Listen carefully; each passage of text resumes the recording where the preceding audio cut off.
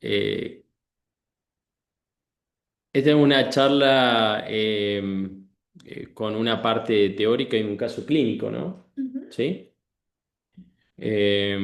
Bueno, si quieren iniciamos la clase que va a estar dirigida por Jorgelina, con la participación de Anita y de Abril en esto del síndrome oclusivo intestinal. Así que adelante, chicas. Bueno, vamos a empezar nuestra clase con un caso clínico que llegó a este sanatorio, un paciente masculino de 72 años que acude a la guardia por presentar distensión abdominal de 48 horas de evolución. Como antecedentes de la enfermedad actual, el paciente tenía distensión abdominal progresiva acompañada en las últimas 12 horas de sensación de plenitud y dolor abdominal continuo, a predominio en la región supraumbilical, y catarsis y vómitos negativos. Como APP, tiene hipertensión, dislipemia, ni antecedentes quirúrgicos y está medicado con valsartán para su hipertensión. Signos vitales del ingreso: tenía de tensión 140/80, pulso regular, frecuencia cardíaca de 78 y temperatura de 36,1. Al examen físico, el paciente estaba OT, lúcido, taxipraxia conservados, ruidos hidroaéreos positivos y aumentados, se palpaba más en flanco derecho y un tacto rectal sin particularidades. Frente a este paciente se solicitaron estudios de laboratorio, electro e imágenes y se colocó sonda nasogástrica aspirativa que arrojó un débito borráceo de 50 centímetros cúbicos. Se suspendió su alimentación y se fue colocando sonda rectal de manera intermitente.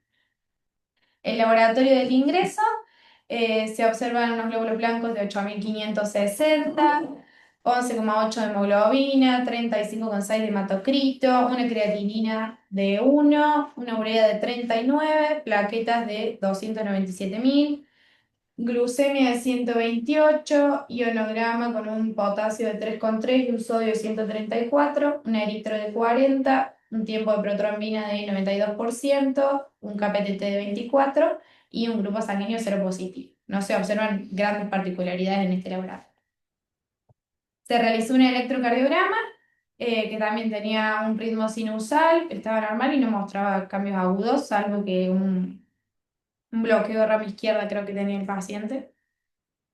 Y después se solicitaron las imágenes de radiografías, una radiografía de tórax y de abdomen de pie. En la radiografía de tórax, tanto en la de tórax como en la de abdomen, se puede ver en la de abdomen estos niveles hidroaéreos y una gran distensión de las asas intestinales que se reflejan también en, a ver si puedo poner el puntero. En la imagen se ve un punterito. Ah, ¿se ve el puntero? Sí. Listo. Se refleja también acá en la altura del diafragma, que se ve más alto por cómo lo empujan estas asas intestinales a nivel del tórax. Bueno, como conducta se realizó un diagnóstico presuntivo de oclusión intestinal, perdón, se continuó administrando hidratación endovenosa sin alimentar al paciente y con la sonda nasogástrica. Se solicitó interconsulta con el servicio de cirugía, se decide su intervención quirúrgica en ese momento por un vólvulo intestinal y posterior pase a útero. En la cirugía se realizó una cirugía de Hartmann, posteriormente evolucionó hemodinámicamente estable, con tendencia hipertensiva, respondiendo a ARA, afrebril, diuresis positiva a buen ritmo, doble esquema antibiótico, el paciente estaba vigil, orientado y se fue progresando en la dieta hasta que logró una buena tolerancia. El drenaje del lecho quirúrgico con muy escaso débito y la colostomía que incluyó esta cirugía con débito líquido positivo y estaba permeable. No había signos de infección en la herida quirúrgica. Ahí está la imagen de la cirugía. Ese es la porción de colon que fue extirpada, la porción volvulada, perdón, de intestino. Y empezamos con la parte teórica a cargo de mis compañeros. Bueno, ya presentado el caso clínico por parte de Jorge, vamos a hablar un poco de la patología. Es importante en primer lugar definir dos conceptos, que es la oclusión intestinal y la suboclusión intestinal, y es sumamente importante poder diferenciarlos, tanto en la teoría como en la práctica, ya que la conducta terapéutica, que después nos va a explicar Anita, va a ser modificada según el tipo de patología frente a la cual estemos. Cuando hablamos de la oclusión intestinal, nos vamos a referir a un síndrome clínico que va a estar caracterizado por esta interrupción del tránsito intestinal que va a ser total y persistente, tanto de líquidos, gases y sólidos a lo largo del tubo digestivo. Y esta interrupción, como ya vamos a ver un poco más adelante, se puede dar por causas mecánicas o funcionales y puede afectar a cualquier parte del intestino. Diferente la suboclusión, que la entendemos como una forma incompleta o parcial de la obstrucción intestinal, donde si bien el tránsito intestinal va a estar disminuido, va a estar presente, es decir, no va a haber una obstrucción completa aún. Con respecto a lo que es la clasificación de la oclusión y de la suboclusión intestinal, lo podemos clasificar teniendo en cuenta diferentes parámetros. Si hablamos con respecto a lo que es el mecanismo fisiopatológico, esta oclusión puede ser mecánica o funcional. Cuando hablamos de una oclusión mecánica, decimos que va a haber un obstáculo que va a impedir el tránsito intestinal. Y este obstáculo puede ser extrínseco, es decir, que haya algo externo al intestino que lo esté comprimiendo, como por ejemplo un tumor o una herida, siendo esta última la causa más frecuente. Puede ser intrínseco, es decir, algo sobre las paredes intestinales que genere una obstrucción, como por ejemplo una estenosis o una invaginación, o a nivel intraluminal, es decir, que haya algo dentro del intestino que no permita el pasaje, como por ejemplo un cuerpo extraño. Cuando hablamos del mecanismo funcional, va a haber, no hay un obstáculo físico, sino que va a haber una alteración en la motilidad intestinal. Cuando hablamos de la clasificación según su localización, esta puede ser alta, medio, baja, según el segmento del intestino que afecte. Será alta cuando afecta al duodeno y el yeyuno proximal. Es media cuando afecta el yeyuno distal y el ilion, y baja cuando afecta toda la región colónica. Según su evolución, puede ser agudo crónica, dependiendo del tiempo de instauración y la progresión de la patología. Y según el compromiso vascular, puede ser simple o estrangulada. Según haya o no este compromiso, será simple cuando no se ve afectada la circulación venosa ni arterial de la pared intestinal, y estrangulada cuando ya haya riesgo de isquemia y necrosis, que son una de las principales complicaciones. Bien, con respecto a lo que es la etiología, podemos, si bien es multifactorial, o sea, puede deberse en múltiples causas, la dividimos para la explicación según sea una oclusión mecánica o funcional. En el caso de la oclusión mecánica, como habíamos visto hace un rato, podría ser extrínseca, intrínseca o intraluminal. En el caso de ser extrínseca, dentro de las causas más frecuentes, tenemos las bridas de cirugías previas, hernias, tumores extrínsecos, digamos, que no forman parte del intestino, pero que sí lo compriman de afuera hacia adentro, o las volvulaciones. Intrínseca, como por ejemplo los tumores primarios del intestino.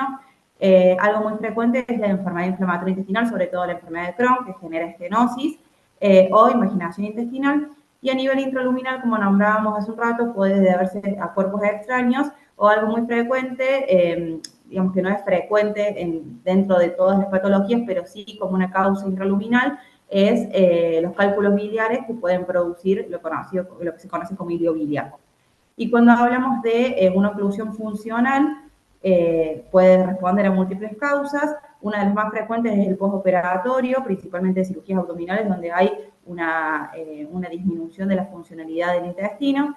Se puede dar también a peritonitis, trastornos sistémicos que impacten a nivel intestinal, como por ejemplo una hipopotasemia, fármacos o incluso traumatismos que pueden llevar a esta disminución de la motilidad.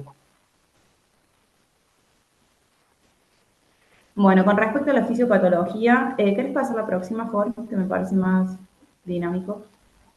Bueno, pusimos esta imagen donde está como el paso a paso de cuál sería la evolución natural de esta patología sin la intervención.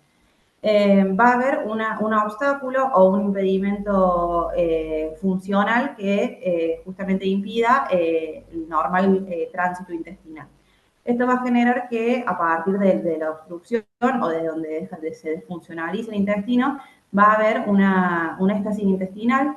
Esto va a generar distensión y el cuerpo, como respuesta a esto, va a incrementar la peristalsis, que va a llevar un aumento de la presión intraluminal, y acá se comienza a formar como si fuese un círculo vicioso en el cual aumenta aún más la presión, se aumenta aún más la peristalsis, y aumenta aún más la presión y así sucesivamente, hasta que se produce una éstasis circulatoria en un primer momento venoso y luego arterial que puede llevar a este compromiso vascular con riesgo de isquemia y necrosis y debido al edema que se produce por todo esto se puede producir una translocación bacteriana derivando finalmente en una peritonitis e incluso la perforación del órgano.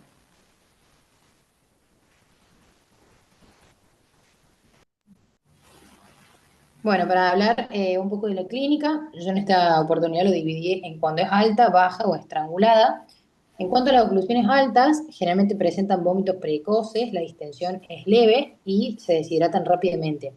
En cambio, cuando es baja, los vómitos son más tardíos, la distensión es marcada, como era en el caso de este paciente, y hay ausencia de gases y heces. Eso es algo muy importante para preguntar y para guiarse. El paciente, más allá de que llegue con constipación y abdomen distendido, si ha eliminado gases, que generalmente si los ha eliminado es de mejor pronóstico. Y estrangulada va a presentar un dolor intenso. El estrangulado es este dolor isquémico, va a tener fiebre, taquicardia, peritonismo. Pásame la diapo.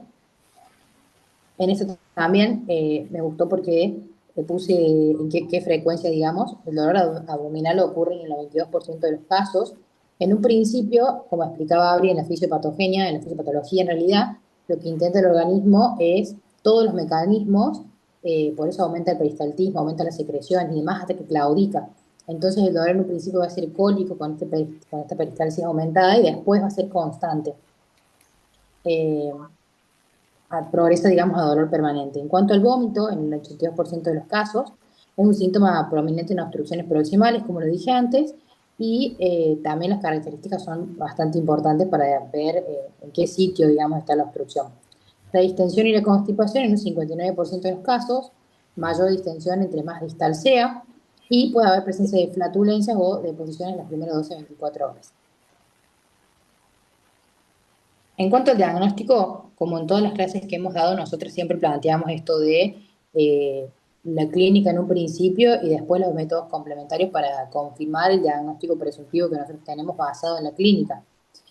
Como dije, el dolor cólico, la distensión, los vómitos va a ser un paciente que se va a presentar de este modo con ausencia de gases y heces. Casi siempre lo que motiva que un paciente consulte sobre todo es el dolor, porque en pacientes añosos básicamente suelen estar acostumbrados a a tener como esta constipación o así de varios días, pero lo que los motiva a ir sobre todo a la guardia es el dolor. Podemos hacer un laboratorio en el que se pueda observar leucocitosis o alteraciones hidroelectrolíticas también. Los reactantes de fase aguda pueden estar elevados. Y en las imágenes vamos a ver radiografías con niveles hidroaéreos y tomografías con contraste que localiza mejor la causa, pero también puede ser sin contraste. Pásame la diapo. En la radiografía, ¿qué vamos a observar? Fíjense en la figura número 1, como se ve perfecto, y la figura número 2, hay un estómago, ¿sí? Distendido, que se observa que tiene aire, también hay aire en el intestino dilatado, que como dije, mientras más distal sea, obviamente por una cuestión de, se va a observar más distensión, digamos. Puede haber más de 2 niveles hidroaéreos, ¿sí? Con más de 5 centímetros, asas dilatadas, estómago distendido, signo del collar de perlas, que es justamente cuando se ven los niveles, ausencia de gas distal y visualización de las austras. En cuanto a la tomografía, se puede evaluar criterios mayores y menores, asas dilatadas más de 3 centímetros con colon normal, un punto de transición de dilatado a no dilatado, y menores los niveles hidroaéreos, el colon colapsado y la fecalización del intestino delgado.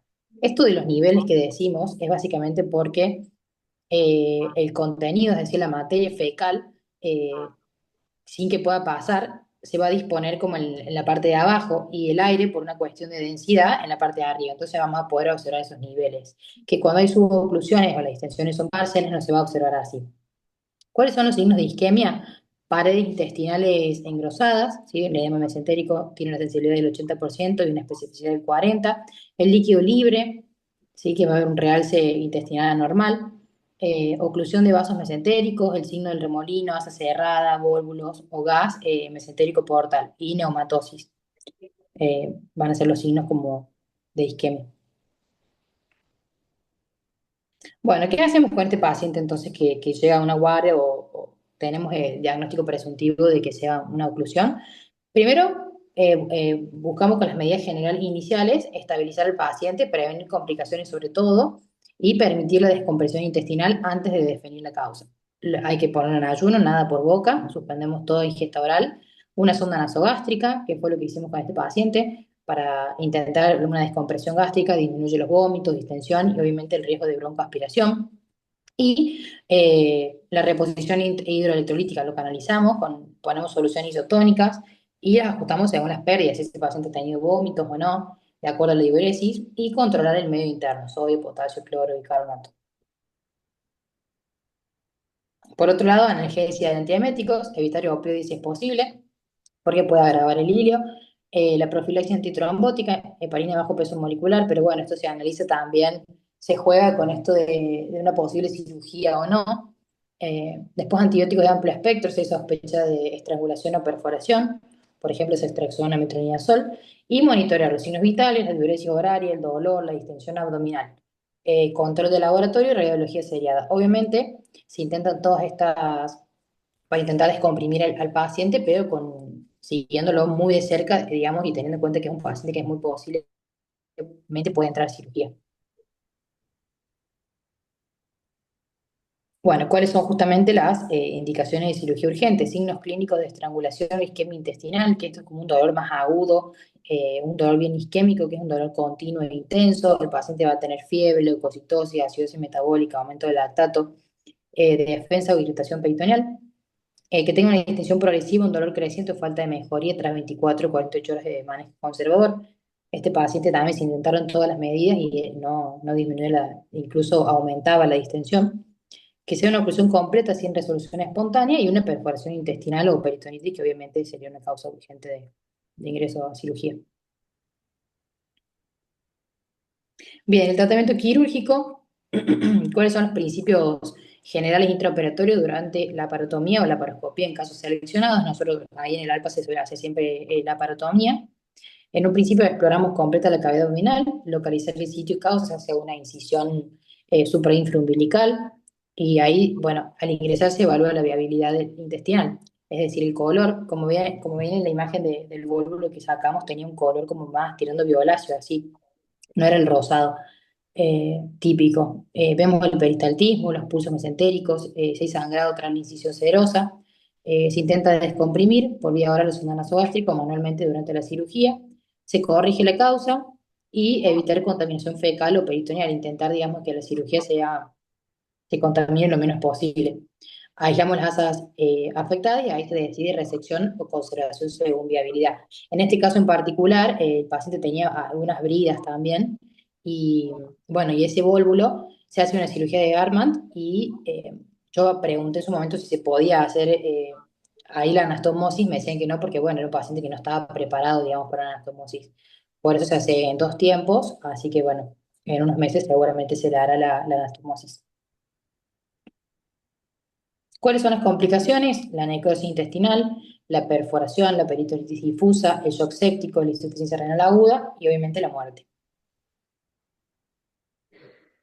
Bueno, las diferencias de nuevo entre oclusión y suboclusión, que es más o menos lo que habló Abri, que la oclusión es completa, el cuadro es intenso, sin tránsito y generalmente la conducta es quirúrgica y en cambio la suboclusión es parcial, el cuadro es leve, el tránsito está disminuido y el manejo médico, se hace un manejo médico inicial.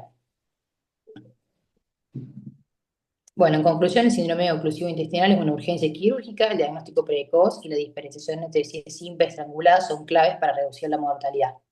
Y bueno, para agregar, ese día justamente ingresaron 2 personas que es por un diagnóstico presuntivo de oclusión. Eh, Me acuerdo que uno estaba en la habitación 1 y bueno, este señor que fue Scuti, era muy diferente el cuadro en cuanto a uno tenía un abdomen blando, depresible, que no dolía tanto a la palpación, en cambio el otro, este caso digamos que presentamos, sí tenía el abdomen muy extendido, lo tenía como timpanismo a la percusión, así que nada, era bastante claro el diagnóstico, pero estuvo bueno ver el contraste entre uno y otro, digamos, entre una suboclusión o otra causa y una oclusión real. Así que bueno, justo vi que se unió el doctor Sánchez, que puede comentar algo de la cirugía.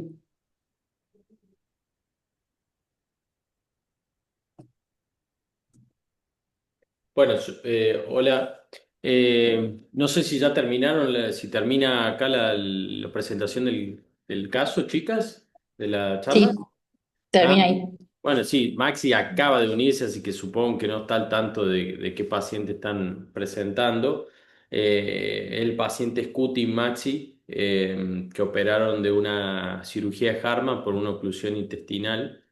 Y no sé si tenés alguna. Bueno, las chicas describieron muy detalladamente no solo el caso clínico, sino cómo fue el manejo del paciente y en detalle el tema de cómo es la definición, la clasificación y el manejo médico y quirúrgico de estos pacientes. No sé, de tu experiencia, y bueno, vos que sos el referente acá en el área quirúrgica del sanatorio, ¿qué opinás? ¿Qué nos podés recomendar sobre todo ese paciente que llega con signos de o sospecha de oclusión en la guardia? ¿Cuál es, desde el punto de vista quirúrgico, qué es lo que el cirujano recomienda? No sé si está conectado el Maxi. Se activó el micro. Ah, Hola Mati, hola chicas. Maxi. No sé si me escuchan ahí, ¿sí? Sí, perfecto, perfecto. Ah, bien. Sí, lo vi el señor, lo vi, bueno, evolucionado bien. Ayer lo vi en el consultorio, evolucionado bien. Y cuanto al manejo, bueno, sí, está perfecto lo que han comentado ellas, porque estuvieron conmigo ese día. Eh, Hoy en día no hace, si bien se usan muchos pruebas de imágenes y demás, pero un paciente que está con una distensión, la placa, nive- ves niveles hidroaéreos y demás, y después de 12 horas o 24 horas donde se le ha hecho hidratación, zona nasogástrica no mejora, la conducta es quirúrgica, eso no hay duda. Y después, con lo que uno se encuentra, bueno, si bien hay protocolos y más, y hay que ser razonable con lo que uno hace, y adaptarse al paciente en ese momento. O sea, si vos tenés un paciente que está inestable, allá son muchos pacientes añosos, generalmente llegan en malas condiciones, no hay que hacer una cirugía grande. Hacer una cirugía para sacarlo de la urgencia, de la emergencia, y después se puede ver, determinar de reparar o hacer otra cirugía accesoria. Creo que ahí lo ideal siempre es ser razonable, si hay que hacer una colostomía, y después cuando el paciente esté en condiciones resecar o hacer otro tipo de cirugía. Creo que esa es lo que se tienen que quedar todos, como un punto a seguir. No largarse a hacer cirugías extraordinarias en pacientes que están inestables o que no están en condiciones. Bueno, gracias Maxi, gracias por tu aporte. Yo tengo algunas preguntitas en cuanto a cuando ustedes fueron hablando, fui anotando algunas cuestiones. Me llamó la atención que no hayan nombrado específicamente, hay una alteración que a veces no es frecuente, que quizás Maxi, bueno, por ahí tiene más experiencia en verlo, yo la he visto muchas veces, Yami supongo que también, pero hemos visto cuadros de lo que se llama pseudoobstrucción intestinal o síndrome de Ogilvy, que es muy importante a veces tenerlo en cuenta en pacientes que tienen patología retroperitoneal, que cursan con un hilio que suele ser adinámico, donde uno ya fue evaluando diferentes y descartando diferentes alteraciones, no solo con las imágenes, sino desde el punto de vista clínico y por los antecedentes, porque es muy importante, como dice Maxi, amoldarse a los antecedentes que tiene el paciente y a la condición, ¿no? Eh, entonces, siempre va a haber algo que explique la situación del paciente, que por qué llegó a esa situación. Entonces tenemos que revalorar y hablar con la familia. Pero hemos visto muchos casos, y hay casos que evolucionan en forma muy grave de pseudoobstrucción intestinal, que es muy importante tenerlos en cuenta por las medidas y la paciencia a veces que tenemos que tomar, porque son casos que se puede perforar el ciego y creo que es importante tenerlo en cuenta eso cuando uno habla de oclusión intestinal, incluirlo. Si bien no es algo frecuente, bueno, lo hemos visto. Y por otro lado, me gustaría saber porque la verdad que nunca lo vi, me llamó la atención que ustedes pusieron que en la radiografía miden el nivel hidroaéreo más de 2,5 centímetros. ¿Cómo lo miden? No, creo que era el ataque. No, no, Está. no, no, en la radiografía simple de abdomen. Ah, Niveles hidroaéreos más de 2,5. ¿Cómo lo miden? ¿Desde la base del nivel hídrico hasta arriba o el ancho? No, no sé específicamente cómo lo miden. No, Primero, Mati, lo que nombraste del síndrome este, sí, está bueno que lo traigas a colación. En realidad nosotros nombramos, y en la explicación hablamos de las causas que no son mecánicas también, sino de las causas funcionales, que sería este el caso. sí. Eh, y es un paciente al cual se le hace, no tiene ninguna obstrucción mecánica, sino más bien creo que tiene que ver con algo parasimpático, algo así. El tratamiento que se le hace a ese paciente con pseudoobstrucción es más bien conservador y se lo espera. Incluso creo que se puede hacer descompresión endoscópica, eh, Exacto. pero está buenísimo que lo hayas nombrado porque es bueno diferenciarlo y entender que capaz es un paciente que ese no entraría a cirugía y se puede solucionar con un tratamiento conservador. Y estos Sí, signos yo los encontré. yo lo traigo a colación para cerrar este tema de del Ogilvy. Me acuerdo, yo estaba en la residencia y tuvimos un caso que la verdad que no tenía nada de obstrucción, era un ilio paralítico y era un paciente que tenía un hematoma retroperitoneal y a veces asociado a los problemas retroperitoneales se pueden presentar un ilio que puede hacer que se dilate progresivamente el colon, sobre todo el ciego, y lleve a un punto de perforación. Bien, entonces estos pacientes yo me acuerdo porque habíamos hecho un review del manejo conservador e incluían el uso de neostigmina, inclusive neostigmina en bolos e en infusión continua, que es una droga que la hacemos como proquinética para estimular la motilidad intestinal, pero hay que tener mucho cuidado con la administración porque puede producir bradicardia. Entonces son pacientes que necesitamos tenerlos monitorizados. Es nada más, lo traigo a colación a eso para describir un poco lo que vemos, lo que hemos visto nosotros en la práctica. Con respecto a lo del nivel, no Sí, sé, no, tal cual, o sea, me parece buenísimo porque, o sea, por ahí se tiene en cuenta, bueno, listo, abdomen distendido, cirugía, pero bueno, está bueno esperarlo y ver bien, digamos, si es o no, o tener esa conducta, aunque muchas veces suele ser contraproducente en caso de, por ejemplo, cuando esté estrangulado y demás, pero bueno, son otro tipo de clínicas, pero sí por ahí se espere que el paciente PAMI que nosotros vemos sea una distensión, digamos, que va a tener conducta quirúrgica. Por eso estuvo bueno que comenté que vimos a dos pacientes ese día y sí, uno se veía muy clara la diferencia clínica entre el paciente que sí tenía conducta quirúrgica y el que no, digamos. bien. Eh, Así que bueno, y que en cuanto a esto de los niveles, sí a mí me llamó la atención, yo no sabía que se medía, incluso no lo solemos medir, pero sí lo que explicaba es que las asas normales, digamos, no deben superar los 2,5 a 3 centímetros de diámetro, ya, y ahí cuando se observan Bien, eh, pero mayores asas a 3. dilatadas del colon o del intestino delgado.